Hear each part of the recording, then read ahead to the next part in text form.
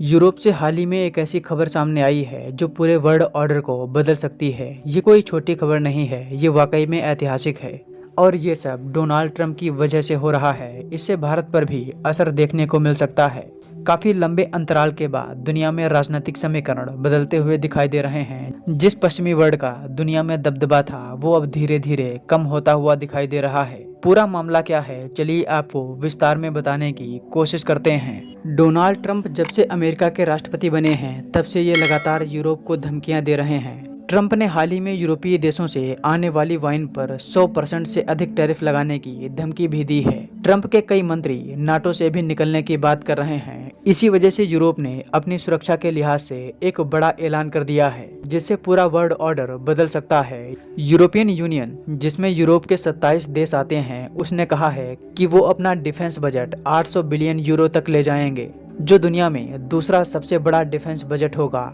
अभी दुनिया की सबसे ताकतवर सेना यानी अमेरिका, उसका डिफेंस बजट 916 बिलियन डॉलर है, जो दुनिया में सबसे ज्यादा है। लेकिन अब यूरोपियन यूनियन बजट के मामले में डायरेक्ट अमेरिका को टक्कर देने जा रहा है। सबसे आश्चर्य की बात यह है कि यूरोपियन यूनियन ने जिस 800 बिलियन यूरो के डिफेंस बजट का ऐलान किया है, उसमें से 150 बिलियन यूरो यूक्रेन को दिए जाएंगे। ये इतना पैसा है जितना अमेरिका ने पिछले 3 सालों में यूक्रेन को दिया है।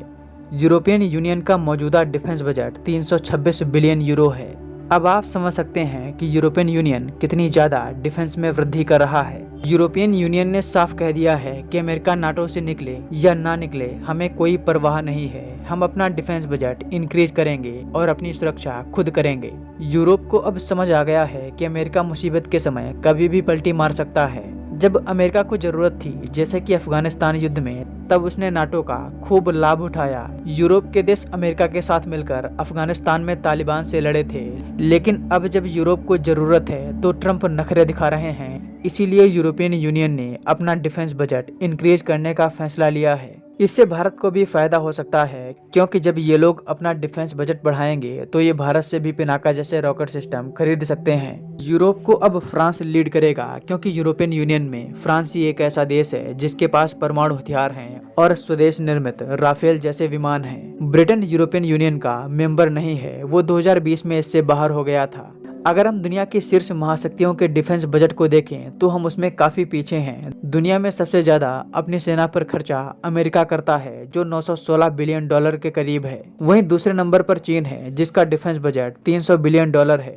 तीसरे नंबर पर रूस है, जिसका डिफेंस बजट 110 बिलियन डॉलर है। वहीं भारत और ब्रिटेन का डिफेंस बजट 75 से 80 बिलियन डॉलर के करीब है। ब्रिटेन तो ठीक है, उसके पड़ोस में चीन जैसा कोई दुश्मन नहीं है, लेकिन ये भारत के लिए बहुत बड़ी चिंता का विषय है। चीन हमसे इस मामले में कई गुना ज्यादा है। और सबसे चौंकाने वाली बात यह है कि भारत जो अपनी सेना पर खर्चा करता है, उसका लगभग 80% सैनिकों को पेंशन और सैलरी के रूप में दिया जाता है। अगर चीन को टक्कर देना है तो हमें डिफेंस बजट को बढ़ाने की जरूरत है, वरना हम मुसीबत में पड़ सकते हैं।